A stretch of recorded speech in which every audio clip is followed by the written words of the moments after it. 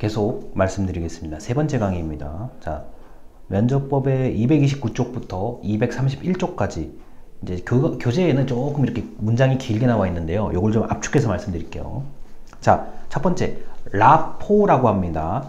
RAPPORT 라포의 형성은 자, 면접법에서는 이거 안 되면은 면접법 못 합니다.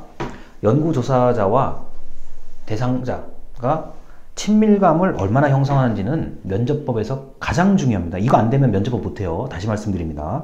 자, 그리고 이게 이제 그래서 아까 이제 포커스 그룹 얘기를 잠깐 더 해야 될 것 같아요. 연구 대상자가 이제 만약 연구 대상자가 좀 이렇게 내성적이고 소심한 사람이에요. 자, 이런 경우는 완전히 새로운 사람들로만 채우기에는 좀 부담스러운 면이 있죠. 자, 그런 경우에 대상자의 한 명 정도는 자신이 좀 편하게 이야기할 수 있는 지인으로 얘기를 하는 게, 지인을 모시고 오는 경우도 있어요. 일단 내가 친밀감을 형성해 놓은 사람을 데리고 와서 좀 관계를 편안하게 만들어 온 다음에 그 다음에 이제 처음 보는 사람들에 대한 관계를 이어나가는 방법들도 있습니다.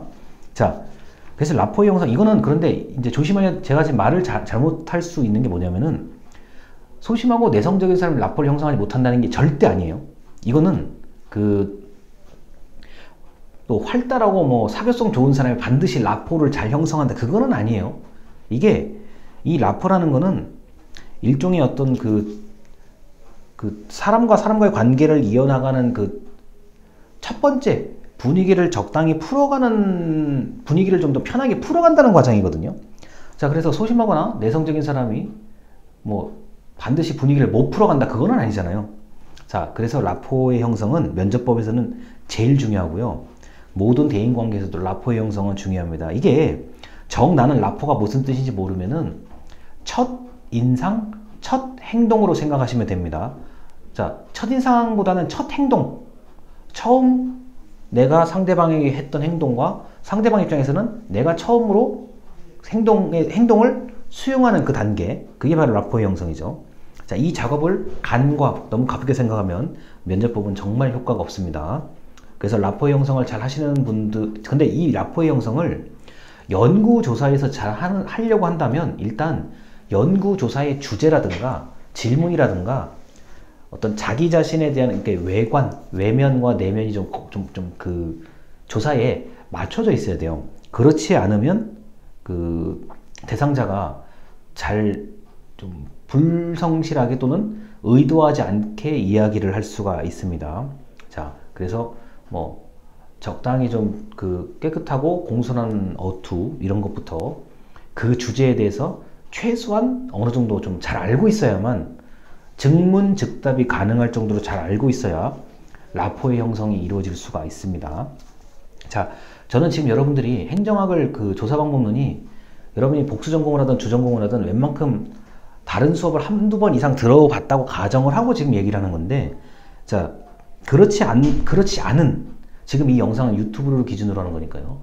만약에 그렇지 않은 사람이 제 말을 들었을 때, 자, 그 사람들이 제 말을 이해를 못하게 되면은 저하고 불특정인 그 분하고는 라포의 형성이 안 되는 거죠. 영상을 통해서 저는 라포의 형성이 굉장히 제한된 상태인데, 그거를 지금 극복하고자, 아무래도 듣는 사람이 행정학을 전공하거나 지금 배우고 있는 사람이니까 저는 일정 수준 그냥 편하게 얘기를 하는 부분이 있어요. 근데 유튜브에 이제 모두 다 행정학을 전공한 사람은 아니니까요. 자, 그리고 가끔은, 자, 지금 이 조사 방법 수업을 듣지 않는 다른 학생들이 가끔 제 영상을 또 보는 경우들이 있더라고요. 자, 그런 경우는 이제 라포가 제대로 형성되기가 좀 쉽지는 않아요. 왜냐면 서로 아는 것에 대한 게 다르기 때문에 그렇습니다. 자, 그 다음에 이제 프로빙이라는 게 있어요. 프로빙, P-R-O-B-I-N-G. 자, 프로빙은 추가 질문을 통해서 응답의 정확성을 높이는 방법입니다. 자, 예를 들어 제가 대상자예요. 질문을 받아요. 제가 답을 해요.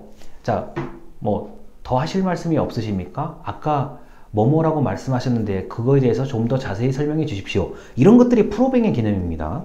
자, 프로빙은 그런데 이걸 안 하게 되면 이건 이제 추가 추가 질문, 이거 꼬리를 이어가는 질문일 수도 있는데, 이거를 단계별로 하지 않으면 그 나중에 그 다 끝난 다음에 이걸 돌이킬 수가 없는 부분들이 있어요. 아, 내가 솔직히 마음속에 가설 3번에 대한 거를 조금 더 물어봤어야 됐네, 이런 이제 후회가 남는 거죠. 자, 그래서 그 제대로 확인을 하지 않고, 추가 질문 확인을 하지 않고 이 면접 단계를 계속 지나간다고 하면 나중에 돌이키기가 좀 어렵습니다. 그리고 말하는 사람이 자기가 말한 것을 끝까지 기억한다고 그렇게 믿으시면 안 돼요. 자, 저도 지금 영상을 통해서 제가 말을 하고 제가 편집을 할 때 제 말을 다 돌려보죠. 자, 뭐 그냥 뭐 2배속 1.5배속이 아니라 어차피 편집해야 되니까 다 그냥 똑같이 그냥 다 들어봐요. 자, 1시간을 찍고 1시간을 들어봅니다.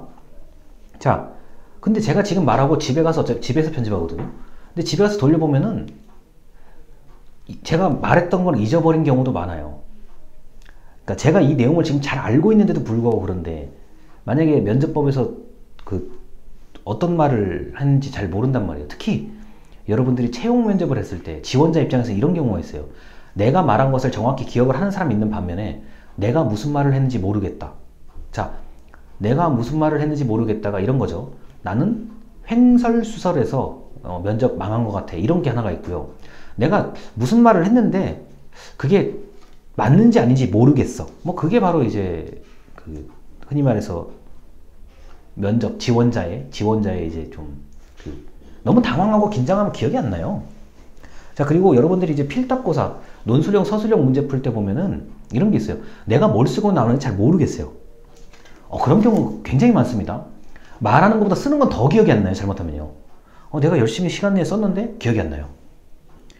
그래서 대상자도 그런데 하물며 연구조사자 입장에서는 이 면접을 잘 이끌어가다 보면은 중간에 하고 싶은 말을 자기가 놓치는 경우가 있어요. 자, 그런데 그러면 안 되고, 프로빙이란 단어 굉장히 중요합니다.